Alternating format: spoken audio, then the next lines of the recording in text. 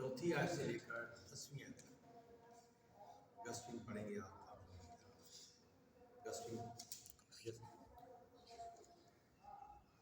और जो मिली जुली भेड़ें लोगों में थीं वो तरह तरह की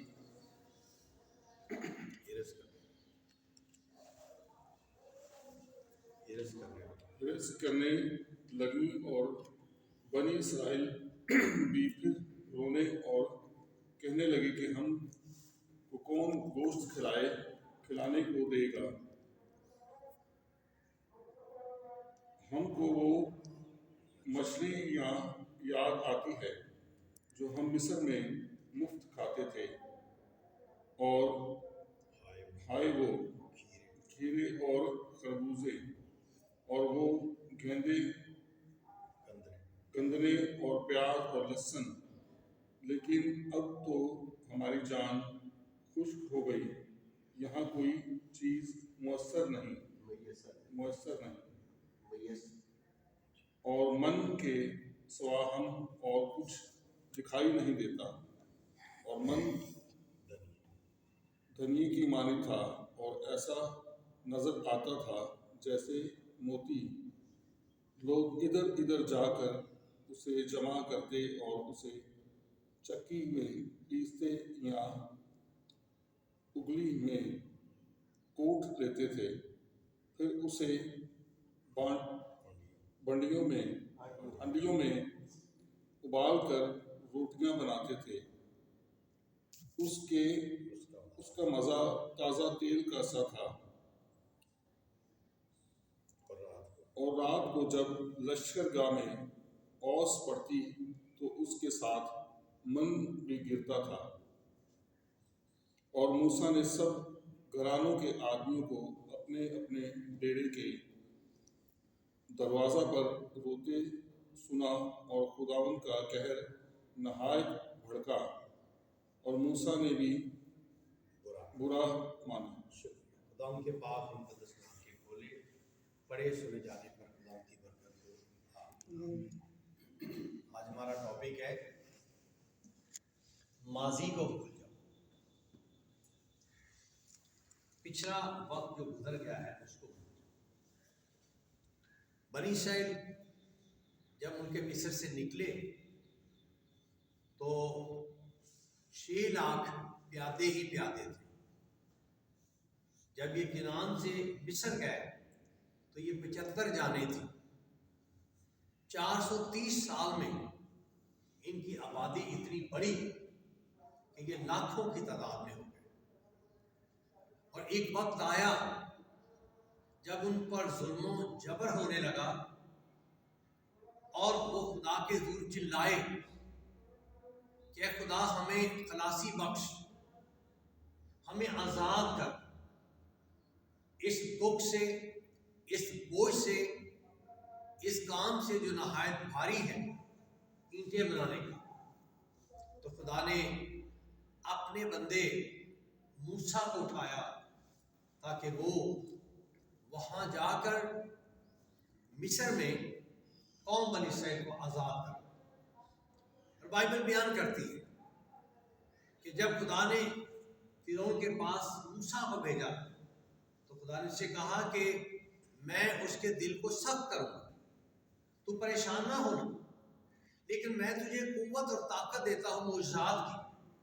तू जाकर फिरौन के सामने मोजज़ा कर, और जब वो मोजज़ा देखेगा तो वो नरम हो जाएगा और इसके बाद फिर सख्त हो जाएगा, फिर मोजज़ा देखेगा, फिर नरम हो जाएगा, फिर सख्त हो जाएगा। पर तू वो काम करता जा जो मैं तुझे दूंगा। तो बाइबल बताती है कि 10 कुदरती आफात नाजिल करके खुदा के बंदे मूसा ने आखिरकार जो 10वां मोजज़ा था वो था इंसानों और हैवानों के पिलौठों का मर जाना। ये खुदा ने अपने बंदे मूसा से कहा कि तू बनी इस्राइल से कहना कि 1 साला नर बर्रा लो, उसको ज़िबा करना, उसका गोश्त भून कर खाना और खड़े होकर जूते पहनकर कमर कस कर उसको खाना, क्योंकि इसके बाद तुम यहाँ से रवाना हो जाओगे। और खून दरवाज़ों चौखटों पर लगा देना।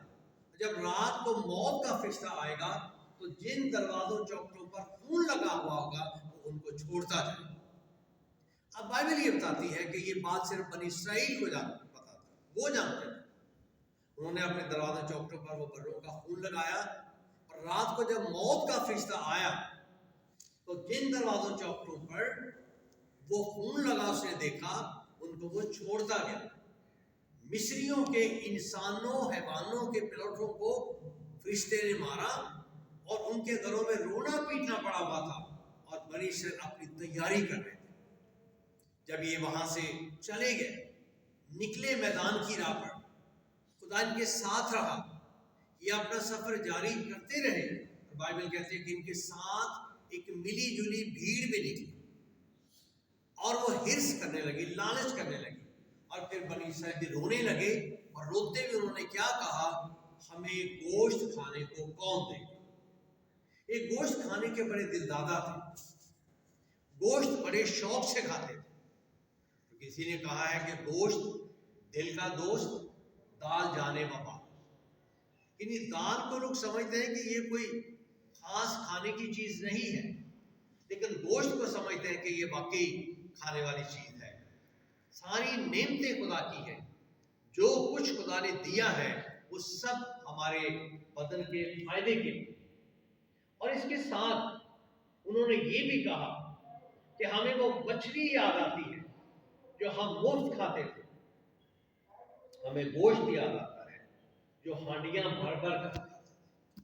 ہائے وہ لہسن، وہ گندنے، وہ خربوزے، وہ کھیرے، وہ لہسن، وہ ساری چیزیں ہم وہاں پر کھایا کرتے تھے۔ اب ان کی نظریں کہاں چلی گئیں؟ ماضی۔ ان کی نظریں پیچھے چلی گئیں۔ خدا ان کو آگے لے جانا چاہتا تھا، خدا مستقبل دکھا رہا تھا کہ آگے دیکھو، پیچھے نہ دیکھو۔ پیچھے کو بھول جاؤ، ماضی کو بھول جاؤ۔ ماضی میں آپ کے ساتھ کیا ہوا، آپ کیا تھے، لیکن یہ یاد کرو کہ خدا نے ماضی میں تمہارے لیے کتنے بڑے بڑے کام کیے، اور تمہیں ملک مصر سے نکالا۔ اب پیچھے نہ دیکھو، اب آگے دیکھو، تمہارا مستقبل روشن ہے۔ سفر کرتے جاؤ، اپنے نشان کی طرف بڑھتے جاؤ۔ تمہارے لیے خدا نے وہ ملک رکھا ہے جہاں دودھ اور شہد کی ندیاں بہتی۔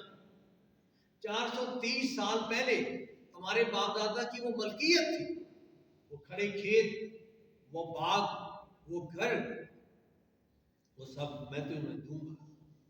تم سامنے نظر رکھو، تم سامنے دیکھتے جاؤ، پیچھے نہ دیکھو۔ پیچھے دیکھو گے تو پھر تمہارے لیے نقصان کا باعث بنے گا۔ اور بائبل کہتی ہے کہ انہوں نے پیچھے کی چیزوں کو دیکھا، کھانے پینے کی چیزوں کو دیکھا، مستقبل پر نظر نہیں کی۔ مستقبل کو نہیں دیکھ رہے کہ خدا ہمارے مستقبل کو کتنا برائٹ کر رہا ہے۔ خدا ہمارے مستقبل کے لیے، خدا نے ہمارے لیے کیا رکھا ہے۔ مستقبل ان کا کیسا تھا؟ مستقبل بہت اچھا تھا۔ اور یہ وہ لوگ تھے جن کے ساتھ خدا دن کے وقت خدا بادل کا ستون اور رات کا خدا آگ کا ستون بن کے ان کے آگے آگے چلا۔ خدا نے سردی گرمی میں ان کی مدد کی۔ خدا نے انہیں نہ چھوڑا۔ اور یاد رکھیں کہ یہ سفر 40 دن کا تھا، لیکن ان کی بدعمالیوں کی وجہ سے یہ سفر 40 سال کا تھا۔ 40 دن اور 40 سال میں کتنا فرق ہے؟ بہت بڑا فرق ہے۔ یہ 40 سال ہی بیابان میں پہاڑ کے ارد گرد گھومتے رہے، دن کو گماتا رہا، بیٹا میں تمہیں سکھا رہا ہوں، میں تمہیں بتا رہا ہوں کہ میرے عہد پر، میرے کلام پر چلنے والے لوگ ہمیشہ بابرکت اور مبارک ہوتے ہیں۔ سفر کرتے جاؤ، میں تمہارے ساتھ ہوں۔ پیچھے نہ دیکھو، آگے دیکھو۔ اور پھر وہ کہتے ہیں کہ ہمیں یہ من کھا کھا کے ہماری جان کو کراہیت آ گئی، ہم تنگ آ گئے ہیں۔ اور من کیا تھا؟ آسمان سے اوس میں دنیے کے بیج کی طرح زمین پر گرتا تھا، جس کو وہ جمع کرتے تھے اور لا کر اکھلی میں کوٹتے تھے، اس کو ابال لیتے تھے اور اس کی روٹیاں بناتے تھے، تازہ تیل کا سا بنا۔ یہ خوراک انسانی خوراک نہیں تھی، یہ خوراک فرشتوں کی خوراک تھی۔ خدا نے فرشتوں کی خوراک انسانوں کو دی. یہ خدا کی کتنی مہربانی, یہ خدا کا کتنا پیار ہے کہ جو خوراک فرشتوں کی ہے خدا انسانوں کو دے. بیٹا یہ لوگ کھاؤ, لیکن انسان ناشکر ہے, پھر بھی شکر نہیں ادا کرتا, اور اس کے لیے ایک لفظ اور منو سروا بھی استعمال ہوتا ہے. منو سروا یعنی من, اور بائبل یہ بتاتی ہے کہ وہ کہنے لگے کہ من کھا کھا کر ہمارا دل تنگ آنے لگا ہے. ہم ایک ہی چیز کو روز کھاتے ہیں اور ہمارے لیے کچھ نیا نہیں. میرے عزیزو یاد رکھیں کہ انہوں نے اپنے ماضی پر نگاہ کی, وہ پیچھے دیکھتے رہے, پیچھے انہوں نے دیکھا, پیچھے کے خیال ان کے ذہن میں آئے, اور موسیٰ نے ان کو روتے سنا. اپنے اپنے ڈیروں کے دروازے پر کھڑے تھے, خدا کا قہر ان پر بڑھتا, اور موسیٰ نے بھی برا ہوا. پیچھے نہیں, آگے دیکھیں, مستقبل کو دیکھیں اور حال کو دیکھیں. اس حال میں ہمارا حال کیا ہے, اس حال میں ہم کس حال میں ہیں, اور جس حال میں بھی ہے خدا کا شکر ادا کریں, اور پھر مستقبل کو دیکھیں کہ ہمارا مستقبل کیا ہے, خدا ہمیں کیا دینا چاہتا ہے, خدا ہمارے لیے کیا کرنا چاہتا ہے. جب ہم پولس رسول کا خط فلیپیوں کے نام اس کا 3 باب اور اس کی 13ویں آیت میں پڑھتے ہیں, تو وہاں پولس رسول اپنے حوالے سے یہ بات کرتے ہیں. فلیپیوں 3 باب کی 13ویں آیت میں لکھا ہے, اے بھائیو میرا گمان نہیں کہ پکڑ چکا ہوں, بلکہ صرف یہ کرتا ہوں کہ جو چیزیں پیچھے رہ گئی ہیں ان کو بھول کر, جو چیزیں پیچھے رہ گئی ہیں ان کو بھول کر آگے کی طرف بڑھا ہوا اور نشان کی طرف دوڑا ہوا ہے, تاکہ اس انعام کو حاصل کروں جس کے لیے خدا نے مجھے مسیح یسوع میں اوپر بلایا. اب جب ہم پولس رسول کی بات کرتے ہیں تو کہتا ہے کہ میں پکڑ نہیں چکا, ابھی میں اس انعام کی طرف, میں اس نشان کی طرف دوڑا ہوا جا رہا ہوں. وہ مستقبل کی بات کر رہے ہیں. وہ ماضی کو کہتے ہیں کہ ماضی بھول جاؤ, ماضی کو یاد نہ رکھو, مستقبل کو دیکھو. میں بھی نشان کی طرف دوڑا ہوا جاتا ہوں, جو چیزیں پیچھے رہ گئی ہیں میں ان کو بھول کر آگے کی چیزوں کی طرف بڑھا ہوا جاتا ہوں, نشان طرف بڑھا ہوا جاتا ہوں, تاکہ میں اس انعام کو حاصل کروں. اور اس انعام کی بات کر رہے ہیں, اور بنی اسرائیل اس مستقبل کی طرف جا رہے ہیں جو خدا نے دینا چاہ رہا تھا, جس کا خدا نے اپنے بندے بزرگ ابراہیم سے وعدہ کیا کہ تیری نسل چوتھی پشت میں پھر واپس اپنے ملک چلی جائے گی, جو میں ان کو دوں گا. خدا نے ان کو کھڑے کھیت دیے, باغ دیے, بنے بنائے گھر دیے, خدا نے انہیں سب کچھ دیا, اور یہ ان کا مستقبل تھا. ماضی چھوڑ دیا, ماضی بھول گئے, 40 سال کا سفر بھول گئے, وہ دکھ بھول گئے, وہ پریشانیاں بھول گئے, وہ ٹینٹ کی رہائش کو بھول گئے جو لگا لیتے تھے اور اکھاڑ لیتے تھے, پھر آگے چلے جاتے تھے, لگا لیتے تھے, اکھاڑ لیتے تھے, پھر آگے چلے جاتے تھے. خدا ان کو اس مستقبل کی طرف لے جانا چاہ رہا ہے, اور خدا نے اپنے وعدے کے مطابق ان کو اس مستقبل میں پہنچایا. اور پالوس کے بیان کے مطابق آج میں اور آپ جب اپنے مستقبل کو دیکھتے ہیں تو ہمارے لیے خدا نے ایک انعام رکھا. جب ہم اس طرف دوڑے جاتے ہیں, ہمارے سامنے ایک نشان ہے, تو پھر ہم ایک انعام پانے کے لیے جا رہے ہیں. ہم یہ دوڑ رہے ہیں, ہم انعام پانے کے لیے جا رہے ہیں, اور ہمارا انعام کہاں ہے؟ آسمان. یہ انعام ہمیں کب ملے گا؟ جب ہم اپنی دوڑ ختم کر لیں گے, جب ہم اپنا سفر ختم کر لیں گے, تو پھر ہمیں کیا ملے گا؟ انعام ملے گا. وہ انعام خدا ہمیں دے گا, اور انعام پانے کے لیے ہمیں پوری کوشش کرنی چاہیے, پوری جد و جہد کرنی چاہیے, پوری جسارت کرنی چاہیے, پورے حوصلے اور دلیری کے ساتھ ہمیں دوڑ میں دوڑتے رہنا ہے, تاکہ ہم اس انعام حاصل کریں. جس طرح بنی اسرائیل کے سامنے خدا نے ان کے انعام اور برتیں رکھی, آج خدا نے ہمارے لیے وہ انعام رکھا ہے جو آسمان پر ہے. وہ ہمیں ملے گا جب ہم اس کے ساتھ چلتے ہیں, اور ہم آسمان پر جائیں گے. خدا ہمیں اس دوڑ میں دوڑتے رہنے کا فضل عطا کرے.